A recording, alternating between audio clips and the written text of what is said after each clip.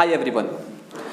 आज का जो मेरा क्लास है वह 12th का first chapter which is relation पे बेस्ड है। तो सबसे पहले रिलेशन को पढ़ने से पहले हमने उसके कुछ की पॉइंट्स या आप कह सकते हैं कुछ टर्मिनोलॉजी को आपको समझना पड़ेगा। जब तक आप उस टर्मिनोलॉजी को नहीं समझेंगे तब तक फिर आपको रिलेशन समझने में बहुत दिक्कत होगा। बिहार बोर्ड के बच्चों के लिए मैं बता दूं कि ये जो चैप्टर है उसका नाम है संबंध, और संबंध को समझने से पहले आपको सेट यानी समुच्चय, सबसेट यानी आप कह सकते हैं उपसमुच्चय, ऑर्डर्ड पेयर यानी क्रमित युग्म, और कार्टेशियन प्रोडक्ट यानी इसको हम लोग हिंदी में कहते हैं कार्तीय गुणन। तो इन चार चीजों को समझने के बाद आप रिलेशन को समझने में रिलेशन को आप आसानी से समझ सकते हैं। तो ठीक है, सबसे पहले हम आपको ले चलते हैं सेट्स की ओर और समझते हैं ये सेट्स क्या है। बच्चों, जैसे ही आप सेट्स सुनते हैं ना, जैसे ही आपके नजर में आपके पास एक वर्ड आता होगा सेट्स, तो आपको भी कुछ ना कुछ समझ में आता होगा बेसिकली आप क्या इंटरप्रेट करते हैं इस वर्ड से। तो जैसे ही आप सेट्स समझते होंगे तो इसका बेसिकली मीनिंग्स जो है और बेसिकली जो आप समझते हैं इसके बारे में, वह बेसिकली इसको हम लोग बोलते हैं कलेक्शन बोलते हैं। आपके दिमाग में सही ना कहीं कलेक्शन वर्ड आता होगा। कलेक्शन का मतलब होता है संग्रह, कलेक्ट का मतलब होता है संग्रह करना और कलेक्शन का मतलब संग्रह, संग्रहित। तो मतलब सेट जो होता है ना वह कलेक्शन है, यानी कुछ वस्तुओं का संग्रहित किया हुआ बात है। वस्तु भी हो सकता है, कुछ भी हो सकता है, कोई भी वस्तु का संग्रह को हम लोग क्या बोलते हैं, सेट बोलते हैं। तो सबसे पहले मैथमेटिक्स में जब इंट्रोड्यूस किया गया था तो एक मैथमेटिशियन थे जॉर्ज कैंटर। जॉर्ज कैंटर साहब ने सबसे पहले इस सेट्स वर्ड्स को डिफाइन किया, मैथमेटिकली डिफाइन किया, और उन्होंने कहा कि सेट्स जो होता है सो क्या होता है कि उन्होंने कहा कि एक कलेक्शन ऑफ, उन्होंने कहा इसका डेफिनेशन दिया, a collection of well defined distinct object is called a set. मतलब उन्होंने ये कहा कि किसी भी वस्तुओं के समुचित संग्रह को वेल डिफाइंड कलेक्शन को हम लोग क्या कहते हैं, सेट बोलते हैं, समुच्चय कहते हैं। तो अब समझते हैं कुछ एग्जांपल के द्वारा हम समझते हैं। अच्छा, एग्जांपल पढ़ने से पहले हम समझ लेते हैं कि इस सेट को सबसे पहले आप याद रखेंगे capital letters are used to denote a set. किसी भी सेट को दिखाने के लिए उन्होंने कहा कि कैपिटल अल्फाबेट का यूज करेंगे, कैपिटल लेटर्स का यूज करेंगे। अच्छा, ये कन्वेंशनली है, जरूरी नहीं है कि हर जगह हम लोग कैपिटल अल्फाबेट से ही यूज करेंगे। हो सकता है कि हम अल्फा बीटा गामा या कोई स्मॉल लेटर्स का भी यूज कर सकते हैं। लेकिन आप एनसीईआरटी की बुक पढ़ रहे हैं तो आप याद रखें ये कन्वेंशनली बात है, हर जगह ऐसा दिया गया है कि अगर कैपिटल लेटर्स का यूज किया गया है तो इसका मतलब वह सेट्स का नाम रखा गया है, सेट्स को डिनोट करने के लिए यूज किया जाता है। वेयर एज जहां पे small alphabet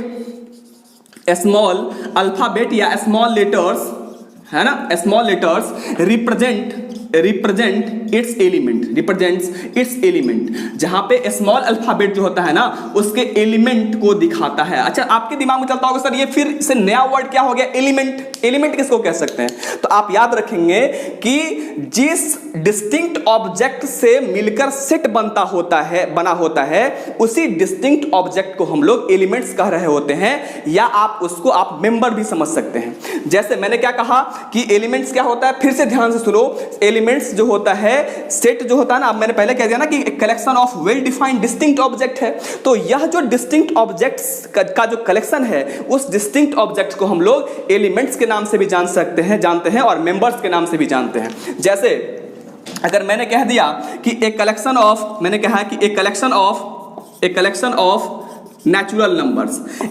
of natural numbers, आप समझो, छोटी छोटी बातों को समझते हैं। सबसे पहले समझते हैं कि क्या यह एक सेट है या नहीं है। तो सेट है या नहीं है तो वह हम डेफिनेशन पे जाते हैं कि एक collection of well defined distinct objects. हाँ बिल्कुल, अगर वेल डिफाइंड अगर डिस्टिंक्ट ऑब्जेक्ट है इसका मतलब क्या है, वह एक सेट है। तो और समझो, अगर मैंने कहा कि नेचुरल नंबर, तो नेचुरल नंबर का मतलब क्या होता है? नेचुरल नंबर का मतलब है 1 2, कहीं ना कहीं इसी काउंटिंग नंबर से ही तो मतलब रखा जाता है ना, कि मतलब अगर मैंने कहा कि 1 2 3 4 क्या होगा, तो यह नेचुरल नंबर है, इसके कलेक्शन, और इसके कलेक्शन को हमेशा हम लोग क्या करेंगे ना, करली ब्रैकेट में इंडिकेट कर देंगे। तो यह जो होगा, और इसको हम लोग कैपिटल ए से, या ये ए मैंने पहले रखा है नाम, तो इसको मैंने ए से इंडिकेट कर दिया, तो ए इज इक्वल टू 1 2 3 4 5 जो हो गया, वह एक क्या है, नेचुरल नंबर का कलेक्शन है, इसीलिए इसको हम लोग क्या कहते हैं, सेट कहेंगे। आप यूं समझें, और मैंने क्या कहा कि यह जो 1 2 3 4 5 है वो उसका एलिमेंट होगा, वह क्या होगा, इसका एलिमेंट होगा। मतलब जिस ऑब्जेक्ट से मिलके अगर सेट बना होता है, उसको हम लोग क्या करते हैं, उस ऑब्जेक्ट को हम लोग क्या कहते हैं, उस ऑब्जेक्ट को हम लोग उसका एलिमेंट्स कह सकते हैं, या उसका हम लोग मेंबर्स कह सकते हैं, ठीक है।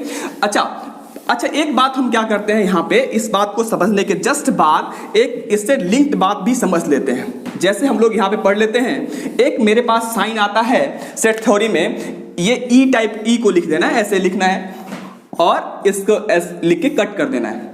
अच्छा, इसको आप फिजिक्स में इसको एप्सिलॉन के नाम से जानते होंगे, इसको जो है ना एप्सिलॉन के नाम से जानते हैं, लेकिन यहाँ पे जो हम लोग इसको पढ़ने वाले हैं, इसको हम लोग पढ़ने वाले हैं बिलोंग्स टू। इसको क्या पढ़ने वाले हैं हम लोग, बिलोंग्स टू, या इसके बारे में हम कह सकते हैं, तो कह सकते हैं is an element of, is an element of, is an element of. मतलब कहीं पे भी अगर बिलोंग्स टू लिखा हुआ है तो हम सिर्फ इस सिंबल से काम चला लेंगे, लिखना जरूरी नहीं होगा कि बिलोंग्स टू लिख रहे हैं, हर जगह बिलोंग्स टू लिख रहे हैं, इज एन एलिमेंट ऑफ लिख रहे हैं, is an member, is a member of लिख रहे हैं। इस बात से बचने के लिए हम लोग क्या करेंगे, एक सिंबल का यूज कर लेंगे। जैसे मैंने आपको पहले अभी जस्ट समझाया है कि ए इज इक्वल टू अगर 1 2 3 4 लिखा हुआ है, तो आप समझ सकते हैं ना कि यह तो इसका एलिमेंट कहलाएगा, और यह एक सेट का नाम है। तो जैसे मैंने पूछा आपसे कि 1 is an element of, 1 is an element of A, मैंने पूछा क्या एक जो है सदस्य है A का, तो बिल्कुल इसको एलिमेंट ही तो कहते हैं, सदस्य ही तो कहते हैं, तो हम समझ सकते हैं ना कि 1 एलिमेंट है A का। यस, ये करेक्ट है। अगर मैंने पूछा आपसे 5 is an element of, 5 is an element of set A, तो ये क्या होगा, करेक्ट है कि फॉल्स है, ट्रू है या फॉल्स है? तो बिल्कुल फॉल्स है। रीजन ये है कि 1 2 3 4 ही तो है ना, 5 तो है ही नहीं इस सेट में, तो हम कह सकते हैं कि 5 जो है इसका एलिमेंट नहीं है। तो इस बात को, या ऐसे भी इसको पढ़ सकते हैं 1 बिलोंग्स टू ए, इसको बोलते हैं 5 डज नॉट बिलोंग टू ए।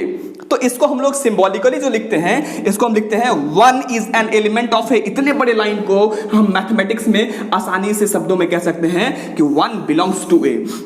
आप ध्यान रखें, इसको आप 1 इज एन एलिमेंट ऑफ ए भी पढ़ सकते हैं, और इसको पढ़ सकते हैं 1 बिलोंग्स टू ए भी पढ़ सकते हैं। आप हमेशा वैसे यूजुअली आप बिलोंग्स टू का यूज कीजिए, बहुत अच्छा है, हर जगह यही लिखा होता है, किताब में भी इसको धरले यूज किया जाता है। इसको बोलते हैं हम लोग 1 बिलोंग्स टू ए। फिर इसके बाद आपके दिमाग में जहन में आ रहा होगा, ठीक है 5, इसके आपको खुद समझ में आ रहा होगा, अरे ये है और ये नहीं है, इसका मतलब क्या हो गया, 5 इज नॉट एन एलिमेंट लिखना, ये गलत स्टेटमेंट है। इसको ट्रू होने के लिए क्या लिखना पड़ेगा, 5 is not an element of A, 5 is not an element of A. तो 5 इसका एलिमेंट नहीं है, तो 5 के साथ बिलोंग्स टू को लिख के हम काट देंगे और लिख देंगे ए, तो इसको पढ़ेंगे 5 डज नॉट बिलोंग्स टू ए। इसका मतलब 5 जो है वह ए का सदस्य नहीं है। आशा करते हैं कि आपको यह समझ में आ रहा होगा कि कहां पे इस साइन का यूज करना है और कहां पे इस साइन का यूज करना है, ठीक है। फिर हम आगे की तरफ मूव करते हैं।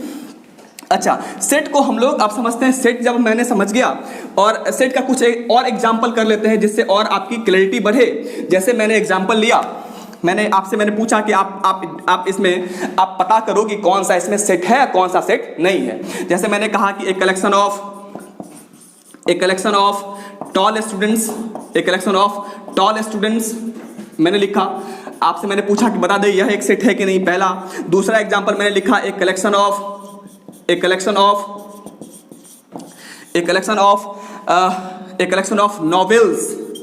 Of novels of Munshi Premchandra की लिखित सभी जितना भी उपन्यास है उनका एक कलेक्शन है, तो वह क्या होगा।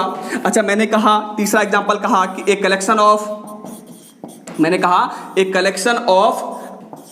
Of hard problem of 11th या 12th मैथमेटिक्स, मैंने कहा मैथमेटिक्स। है ना। और मैंने ये क्वेश्चन कहा दिया। चौथा मैंने कहा कि एक कलेक्शन ऑफ नेचुरल नंबर, एक कलेक्शन ऑफ, है ना, एक कलेक्शन ऑफ नेचुरल नंबर, है ना। और आपसे मैंने कहा कि ये बताओ कि सेट है कि नहीं। लास्ट एक और एग्जांपल लेते हैं। मैंने कहा कि एक कलेक्शन ऑफ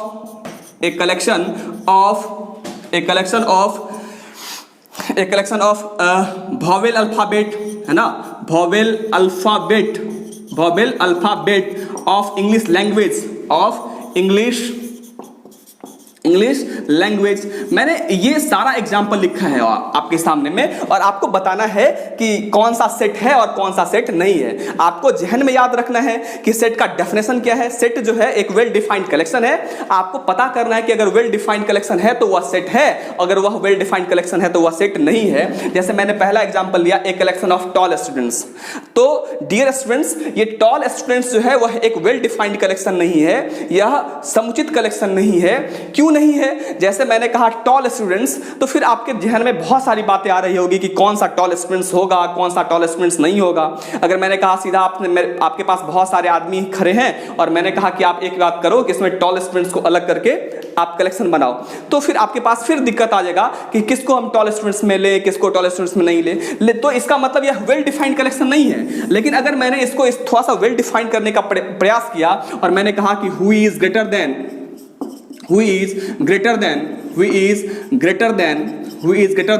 अगर मैंने कह दिया कि अगर चलो 4 फीट से बड़ा, चलो मैंने लंबा मान लिया है, वैसे 4 फीट से लंबा तो नहीं होना चाहिए टॉल, चलो लेकिन मान लेते हैं कि मैंने इसको डिफाइन कर दिया कि एक collection of tall students who is greater than 4 feet. तो अब ये 4 फीट जैसे ही मैंने कहा 4 फीट से बड़ा हुआ जो भी आदमी है वह टॉल स्टूडेंट्स है, तो आप आसानी से क्या कर सकते हैं कि उसको आपको अलग करने में दिक्कत नहीं होगी। या मैंने कहा कि एक कलेक्शन ऑफ गुड स्टूडेंट्स, अब बताओ कि आप गुड स्टूडेंट्स हो या बैड स्टूडेंट्स हो। फिर आपको किसी को लग रहा हो कि हम ये काम कर रहे हैं तो गलत होंगे, ये काम कर रहे हैं तो सही होंगे, लेकिन ऐसा कुछ भी नहीं है। आप गुड स्टूडेंट्स की श्रेणी में आते हैं या नहीं आते हैं, इसके लिए कोई क्राइटेरिया फुलफिल नहीं किया गया है। जब तक हम अगर उस पर आप पे क्राइटेरिया अगर नहीं डालें तब तक ये पता करना बहुत मुश्किल है। लेकिन अगर जैसे मैंने कोई क्राइटेरिया लगा दिया, मैंने कह दिया गुड स्टूडेंट्स वही होगा जो 10th क्लास में 65% मार्क्स से एबव लाया होगा, तो आप आसानी से आप समझ सकते हैं कि आप गुड स्टूडेंट्स की श्रेणी में आते हैं या बैड स्टूडेंट्स की श्रेणी में आते हैं। हालांकि ऐसा कोई क्राइटेरिया है नहीं, मैंने सिर्फ एक एग्जांपल के तौर पे कहा है कि आपके पास अगर 65% से ज्यादा नंबर है तो गुड स्टूडेंट्स में आते हैं, अदरवाइज बैड स्टूडेंट्स में। ऐसा कुछ ऐसा है नहीं, ठीक है। दूसरे एग्जांपल पे बात करते हैं, collection of novels of Munshi Premchand. जैसे अगर मैंने कोई किताब को अगर देखूं और मैं अगर तो आसानी से हम पता कर सकते हैं कि वह मुंशी प्रेमचंद के द्वारा लिखी गई पुस्तक है या लिखी हुई उनकी पुस्तक नहीं है। तो आप समझ सकते हैं कि ये अगर क्राइटेरिया नहीं दिया हुआ तो अभी सेट नहीं है, लेकिन अगर ये क्राइटेरिया के साथ दे रखा है तो इसका मतलब ये पूरा का पूरा स्टेटमेंट एक सेट को रिप्रेजेंट करता है। फिर यहाँ पे आप समझ सकते हैं कि एक collection of novels of Munshi Premchand, तो पक्की बात है कि फाइनाइट नंबर ऑफ बुक्स उन्होंने लिखे हैं, तो आप आसानी से गोदान आप समझ सकते हैं, बहुत अच्छा उनका उपन्यास है। आप पढ़े भी होंगे या नहीं भी पढ़े होंगे, नाम तो जरूर सुने होंगे। तो फिर ये क्या कहलाएगा, यह एक सेट का सेट होगा। फिर मैंने कहा एक collection of hard problem of 12th mathematics. बच्चों आप समझो जरा इस बात को कि जैसे आप कहते हो कि हार्ड प्रॉब्लम, तो आप जब क्लास में आप रहते होंगे तो हर एक स्टूडेंट का एक ही तरह का क्वेश्चन नहीं होता है प्रॉब्लम। आप जिस सवाल को बना लेते हैं या जो आपसे नहीं बनता है वह दूसरे का प्रॉब्लम भी हो सकता है। तो इसीलिए आप हार्ड प्रॉब्लम को डिफाइन हार्ड एंड फास्ट नहीं कर सकते हैं। इसीलिए आप समझें ये कलेक्शन ऑफ हार्ड प्रॉब्लम एक वेल डिफाइंड कलेक्शन नहीं है। इसीलिए जैसे अगर मैं आपको कह दूं, अगर किताब दे दूं और मैंने कहा कि हार्ड प्रॉब्लम को ढूंढो, तो हो सकता है कि आप किसको ढूंढोगे हार्ड प्रॉब्लम, वो आप तो अपने अकॉर्डिंग ढूंढोगे ना। तो इसीलिए वेल डिफाइंड नहीं है, हर जगह परिभाषित नहीं है, इसलिए यह जो कलेक्शन है वह एक सेट नहीं है। फिर हम चौथे नंबर पे बात कर रहे हैं एक कलेक्शन ऑफ नेचुरल नंबर्स। बिल्कुल, यह जो है ना, यह एक वेल डिफाइंड कलेक्शन है। जैसे मैंने कहा नेचुरल नंबर्स, तो आपको समझ में आता है अरे ये तो काउंटिंग नंबर है, 1 2 3 4 5 6 एंड सो ऑन। ये सारी की सारी संख्या काउंटिंग नंबर जो है वह हम लोग नेचुरल नंबर की श्रेणी में रखते हैं। तो आप आसानी से समझ सकते हैं कि यह जो है वेल डिफाइंड कलेक्शन है, इसीलिए एक सेट है।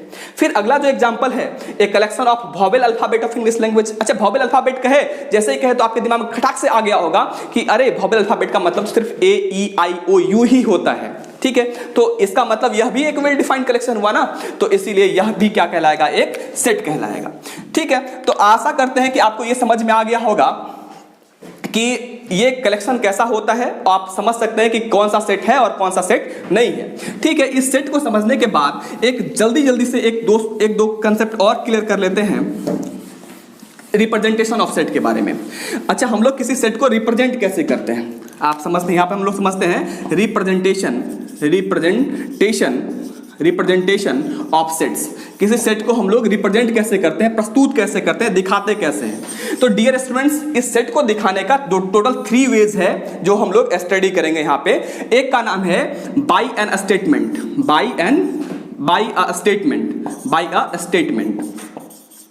आप किसी सेट को ना एक स्टेटमेंट के द्वारा दिखा सकते हैं। दूसरा जो मेथड है जिसको आप बोलते हैं रोस्टर मेथड, आप बहुत नाम सुने भी होंगे, आई थिंक 11th क्लास में रोस्टर मेथड बोलते हैं। या इसको हम लोग टैबुलर मेथड के नाम से भी जानते हैं, और इसको हिंदी में तो आप जानते ही होंगे, इसको हम लोग सारणी विधि कहते हैं, सारणी विधि के नाम से जानते हैं। फिर लास्ट जो मेथड है, एक और मेथड है जिसको हम लोग बोलते हैं सेट बिल्डर फॉर्म या सेट बिल्डर मेथड कहो, आप सेट बिल्डर मेथड कहो, और कहीं कहीं पे इसको हम लोग रूल मेथड के नाम से भी जानते हैं, और कहीं कहीं पे इसको डिस्क्रिप्शन मेथड के नाम से भी हम लोग जानते हैं। तो अच्छा, एक और नाम है इसका हिंदी में इसका बहुत अच्छा नाम है जो आपको तुरंत क्लिक कर देगा दिमाग में कि अरे ना, देखने में बहुत भारी भरकम है लेकिन बहुत आसान है। इसको हम लोग बोलते हैं गुण प्रकटीकरण विधि। नाम से स्पष्ट है ना, गुण को प्रकट करना है। आप गुण को प्रकट कर दो तो उसी मेथड में वो लिखा जाएगा। हम बारी बारी समझते हैं कि इसको इस स्टेटमेंट में कैसे दिखाते हैं। तो इस मेथड में आपको किसी सेट को अगर दिखाना है तो सिर्फ आपको क्या करना होता है ना, उस एलिमेंट का एक डिस्क्रिप्शन देना पड़ता है एक स्टेटमेंट के रूप में। जैसे अगर आपको कहना है कि जैसे आप अभी तक मैंने जितना भी एग्जाम्पल दिया कलेक्शन का, इससे पहले जो 5 एग्जाम्पल मैंने लिखा वह सारा का सारा बाय एन स्टेटमेंट में लिखा हुआ था। जैसे मैंने कहा कि एक collection of novels of Munshi Premchand, तो वह सिर्फ एक स्टेटमेंट था और उस स्टेटमेंट से एक वेल डिफाइंड कलेक्शन का बोध हो रहा था, पता चल रहा था, तो हम समझ गए कि वह जो है ना वह एक सेट है। तो आप समझ सकते हैं कि इस मेथड में हम लोग को क्या करना पड़ता है, सिर्फ एक डिस्क्रिप्शन लिखना पड़ता है एलिमेंट के बारे में। Give a description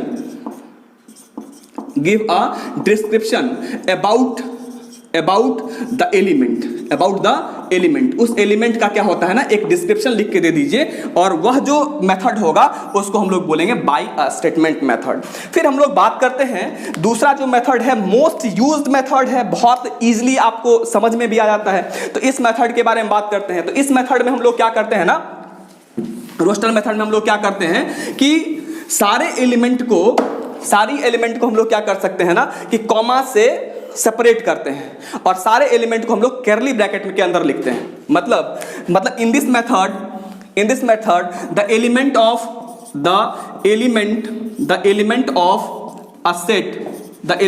a set is separated by comma in curly bracket. मतलब इसमें करते क्या है ना, रोस्टर मेथड में सारे एलिमेंट को लिख देते हैं और सारे एलिमेंट के बीच में कॉमा लगा के लिखते चलते हैं, और कॉमा लिख के और फिर क्या करते हैं, साइड से दोनों तरफ से कर्ली ब्रैकेट में इसको सेपरेट कर देते हैं। वह जो मेथड है, इस मेथड को हम लोग बोलते हैं रोस्टर मेथड। इस मेथड को क्या बोलते हैं हम लोग, रोस्टर मेथड बोलते हैं। अच्छा, याद रखें, रोस्टर मेथड जो होता है ना, हर जगह आप किसी भी सेट को आप रोस्टर मेथड में आप नहीं लिख सकते हैं। रोस्टर मेथड कभी कभी उबाऊ भी होता है। जैसे आपको छोटा एग्जांपल 1-2 करके दिखाते हैं, आपको खुद समझ में आ जाएगा। जैसे मैंने लिखा एक कलेक्शन ऑफ नेचुरल नंबर। मैंने कहा एक कलेक्शन ऑफ नेचुरल नंबर। जैसे मैंने कहा एक कलेक्शन ऑफ नेचुरल नंबर, तो आपको समझ में आ गया होगा ये किस मेथड में लिखा हुआ है। तो यह जो मेथड है वह by an statement first method लिखा हुआ है। अब अगर मैंने कहा कि चल इसको रोस्टर मेथड में लिखना है, तो रोस्टर मेथड में कैसे लिखेंगे, तो इसके सारे एलिमेंट को लिखना पड़ेगा कॉमा से सेपरेट करके। तो आप समझ सकते हैं ना कि आपको लिखना क्या पड़ेगा, 1 2 3 4 5, अरे कुछ छूटना नहीं चाहिए। तो आप तो पूरा तो लिख भी नहीं सकते हैं ना, तो आपको लिखाना पड़ेगा डॉट डॉट डॉट। आप इसको किससे इंडिकेट करेंगे, अंग्रेजी का कोई भी कैपिटल अल्फाबेट यूज कर दो ना। तो जैसे मैंने ए यूज कर दिया, बी यूज कर दिया। वैसे आप ध्यान रखें कि मैंने जो आपके पास इससे पहले जो मैंने वीडियो लेक्चर बनाया है नंबर सिस्टम के बारे में, आप उसको जरूर पढ़ें, क्योंकि आपको उसमें पता चलेगा कि सेट थ्योरी में जो ये जो नंबर सिस्टम है ना, वो जैसे नेचुरल नंबर है वो अपने पास एक सेपरेट अल्फाबेट रखता है जिसको एन से एन बोलते हैं। एन से ही हम लोग हर जगह नेचुरल नंबर को इंडिकेट करते हैं। डब्ल्यू लिखेंगे तो आपको समझना पड़ेगा होल नंबर के बारे में बात कर रहे हैं। जेड या आई लिख रहे हैं तो आपको समझना पड़ेगा कि हम इंटीजर्स के बारे में बात कर रहे हैं। इसी तरह अगर क्यू लिख रहे हैं तो आपको समझना पड़ेगा वह रैशनल नंबर है। अगर मैंने आर लिखा तो आपको समझना पड़ेगा वह है ना रियल नंबर है। अगर मैंने कैपिटल सी लिख रहा हूं तो कलेक्शन ऑफ कॉम्प्लेक्स नंबर्स होते हैं। तो आपको इस बात को समझना पड़ेगा। तो इसके लिए आप नंबर सिस्टम का एक लेक्चर देख लीजिए, बड़ा आसान है और आपको समझ में भी पक्का कहीं ना कहीं कुछ ना कुछ अच्छा ही आएगा। तो आप समझ गए होंगे कि रोस्टर मेथड में हम लोग कैसे लिखते हैं। नाउ हम लोग फाइनली जो मूव करते हैं हम लोग उसका नाम है ना, उसका नाम है सेट बिल्डर मेथड। उसका नाम है सेट बिल्डर मेथड। अच्छा, तो सेट बिल्डर मेथड क्या होता है आप समझ लेते हैं। उसमें क्या करते हैं हम लोग, कैसे लिखते हैं एलिमेंट को। अच्छा, तो सेट बिल्डर मेथड जो होता है ना, सेट बिल्डर मेथड में हम लोग क्या करते हैं, सेट बिल्डर है ना मेथड, इसको हम लोग कहीं कहीं पे तो डिस्क्रिप्शन मेथड भी कहते हैं, कहीं कहीं पे इसको रूल मेथड भी लिखा जाता है। आप समझें, बस नाम में कुछ नहीं रखा है, आप समझना पड़ेगा। इसको बोलते हैं हम लोग हिंदी में समुच्चय निर्माण विधि भी कहते हैं, इसको गुण प्रकटीकरण विधि भी कहते हैं। तो कैसे करते हैं इसमें समझते हैं। देखिए इसमें क्या होता है ना कि इसमें सारे एलिमेंट के बारे में एक कॉमन प्रॉपर्टीज आपको ढूंढना होता है और सारे एलिमेंट का कॉमन प्रॉपर्टीज क्या करना होता है, उसमें लिख देना होता है। लिखने का कुछ तरीका है, तौर तरीका है, सीखते हैं। इसमें क्या होता है ना कि इसको लिखने का तरीका क्या है कि सेट है तो इसको कर्ली ब्रैकेट में लिखना ही है। रोस्टर मेथड और सेट बिल्डर मेथड दोनों में हम लोग सेपरेट करते हैं कर्ली ब्रैकेट से, आपको ध्यान रखना पड़ेगा। अच्छा, कर्ली ब्रैकेट से और क्या करते हैं, उसके सारे एलिमेंट को हम लोग क्या करते हैं ना, एक्स बोलते हैं। एक्स बोल दिए सारे एलिमेंट को। और इस अच्छा x जैसे अगर मान लो एग्जांपल लेते हैं, एग्जांपल a बराबर लिखा हुआ है 1 2 3 4 5, सपोज करो मैंने ऐसा लिखा और मैंने कहा कि चल इसको जो है ना सेट बिल्डर फॉर्म में कन्वर्ट कर दो। तो मैंने क्या कहा कि अगर सेट का एलिमेंट है तो सारे एलिमेंट में कहीं ना कहीं एक कॉमन प्रॉपर्टीज होगा। तो आपको क्या करना होता है कि इसके कॉमन प्रॉपर्टीज को पकड़िए और इसमें लिख दीजिए। तो आपको क्या करना पड़ेगा, लिखना पड़ेगा। जैसे सारे एलिमेंट को मैंने x बोला और इसमें एक साइन पड़ता है, इसको हम लोग बोलते हैं सच दैट। क्या पढ़ते हैं इसको हम लोग, सच दैट, या इसको हिंदी में हम लोग जो की बोलते हैं। तो x के बारे में क्या कहना है, जो कहना है वो इसमें लिख देना है। यहाँ पे क्या करना है, इसका प्रॉपर्टी लिखना है। यहाँ पे किसका प्रॉपर्टी लिखना है, hold by the element, hold by the element, hold by the element x। मतलब x जो होल्ड कर रहा होगा ना, x के सारे एलिमेंट में जो एक कॉमन प्रॉपर्टी होगा उसको यहाँ पे लिख देना होता है। जैसे अगर मैं आपसे पूछूं कि यह क्या है, तो बहुत सारे लड़के कह सकते हैं कि सर ये तो नेचुरल नंबर है। लेकिन हम बोलेंगे नेचुरल नंबर है, सारा नेचुरल नंबर है, तो बोलेंगे नहीं। हम बोले कहाँ तक है, तो बोलेगा 1 से 5 तक। तो ऐसे भी लिख सकते हैं या ऐसे कह सकते हैं 6 से छोटा है, आसान शब्दों में। तो हमको लिखना पड़ेगा a is equal to x such that x such that x is a natural number, is a natural number, is a natural number less than 6, natural number less than 6, less than 6। तो जैसे natural number है 6 से छोटा है, तो पक्की बात है कि ये दोनों इक्विवेलेंट लिखा हुआ है, दोनों सिर्फ अलग अलग मेथड में लिखा हुआ है और there is no difference between them, दोनों में कोई डिफरेंस नहीं है। अच्छा, इसको अगर आपने सिंबल पढ़ लिया बिलोंग्स टू, तो अगर मैं ऐसे कहूं कि a is equal to x such that x natural number है ना, तो हम लिख देते हैं ना बिलोंग्स टू n। क्या दिक्कत है, x belongs to n, x is an element of n। मतलब x क्या है, नेचुरल नंबर का एलिमेंट है और x क्या है भाई, तो 6 से छोटा है। आप ऐसे भी लिख सकते हैं इस बात को। तो आप आसानी से समझ गए होंगे कि हम लोग टेबुलर मेथड से रोस्टर मेथड में कैसे लिखते हैं। 1-2 एग्जांपल बस और 5 मिनट और सिर्फ लेंगे, समझिए। 1-2 एग्जांपल और समझाना चाहते हैं कि इसमें और आपका क्लैरिटी बढ़े। आप सेट बिल्डर मेथड में आसानी से आप किसी क्वेश्चन को लिख सकते हैं। जैसे मैंने बोला b इज इक्वल टू, मैं लिखा कि 2x such that x square minus 4 is equal to 0। अच्छा, ये किस मेथड में लिखा हुआ है, तो पक्की बात है कि कॉमा से सेपरेट तो किया हुआ है नहीं। तो हम समझ गए कि अरे ये कुछ नहीं, ये स्टेटमेंट में नहीं लिखा हुआ है और ये कॉमा के साथ भी नहीं लिखा हुआ है। तो इसका मतलब ये डिस्क्रिप्शन मेथड में लिखा हुआ है, यानी सेट बिल्डर फॉर्म में लिखा हुआ है, समुच्चय निर्माण विधि में लिखा हुआ है। और मैंने कहा कि चलो इसको जो है ना आप सिंपली आप इसको रोस्टर मेथड में कन्वर्ट कर दो। तो मैंने कहा है कि यह जो है उसका एलिमेंट है, यह जो है उसका एलिमेंट है, और यह एलिमेंट जो है ये क्या दे रखा है, इसका प्रॉपर्टी दे रखा है जो x होल्ड कर रहा है। तो जब x square minus 4 is equal to 0 होगा तो x square is equal to 4 होगा, और x इज इक्वल टू जब निकालेंगे तो ये प्लस माइनस 2 होगा। और मैंने क्या कहा, एलिमेंट क्या है इसका 2x ना, हम तो यहाँ वैल्यू निकाले x का, तो यहाँ पे b इज इक्वल टू जो होगा वह हो जाएगा +2 रखेंगे तो हो जाएगा 4, और -2 रखेंगे तो हो जाएगा -4। आप ध्यान रखें इसमें ऑर्डर मैटर नहीं करता है रोस्टर मेथड में। आप -4 को पहले लिख दीजिए, 4 को बाद में लिख दीजिए, 4a को पहले लिख दीजिए, -4 को बाद में लिख दीजिए, ऑर्डर मैटर नहीं करता। आप ध्यान रखें, बहुत इंपॉर्टेंट पॉइंट है इन रोस्टर मेथड, मतलब जो रोस्टर मेथड में जब हम सेट को लिख रहे होते हैं तो order does not matter. Order किस में लिखा गया है उसका कोई मतलब नहीं है, आप आगे पीछे लिख सकते हैं, कोई दिक्कत नहीं है। दूसरी बात क्या ध्यान रखना है, इसमें एलिमेंट का रिपीटेशन नहीं करते हैं। अगर रिपीटेशन कर भी देंगे तो उसका कोई मतलब नहीं निकलेगा, आपका बिना मतलब का कार्डिनल नंबर चेंज हो जाएगा। आप समझाएंगे अगला वीडियो में कार्डिनल नंबर क्या होता है। तो आप याद रखें इसमें रिपीटेशन नॉट अलाउड। इसमें आप रिपीट करके आप एक एलिमेंट को नहीं लिख सकते हैं बार बार, अलाउड, ठीक है। मन किया तो जैसे लिख दिए 1 2 2 3, ये तरीका गलत है। आपको क्या लिखना पड़ेगा, 1 2 2 बार है तो इसको एक बार ही लिखेंगे, रिपीट नहीं करके लिखना है। एलिमेंट तो सिर्फ यही है ना। अरे आप सिंपली सोचो ना कि आपके घर में आप जो एक आदमी है, आपसे मैंने पूछा कि आपके फैमिली में कितने मेंबर्स हैं, तो आप थोड़ा ना कहोगे कि मैं किसी का बेटा हूं, किसी का भाई हूं, किसी का चाचा हूं, सबको अलग अलग थोड़ा ना काउंट करोगे। आप तो सिर्फ एक ही काउंट होगे ना, आदमी तो एक, मेंबर्स तो एक ही कहलाओगे। इस तरह यह दो अलग अलग एलिमेंट भी लिखा हुआ है, लेकिन हम लोग हमेशा काउंट एक ही करेंगे। नाउ फाइन, लास्ट एग्जाम्पल पे हम लोग चल लेते हैं। एक लास्ट एग्जाम्पल है, अच्छा समझिए। तो जैसे मैंने कहा कि a is equal to x square, ध्यान से समझना, एक्स स्क्वायर, और मैंने लिख दिया such that x square minus 5x plus 6 is equal to 0। और मैंने आपसे पूछा कि बताओ कि क्या इसको रेस्टर मेथड में लिख सकते हो। सोचो ना, जरा सा लिखो, प्रयास करो। X square minus 5x plus 6 is equal to 0 है, तो आप यहां से x की वैल्यू तो निकाल सकते हो, फैक्टराइज आता ही होगा, है ना।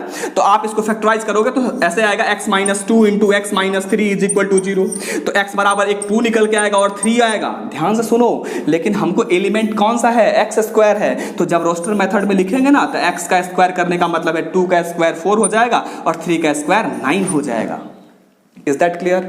लास्ट एक एग्जाम्पल और देखो, खुद से भी करो, पॉज कर लो वीडियो को, फिर से सोचो कि इसको क्या लिखा जाए। जैसे मैंने लिखा b इज इक्वल टू, मैंने लिखा कि 2x प्लस 1 सच दैट, डरना नहीं है, एलिमेंट है 2x प्लस 1। और मैंने क्या लिखा कि x belongs to natural number and x is less than 6, x is less than 3 मैंने लिखा। क्यों बड़ा करते हैं।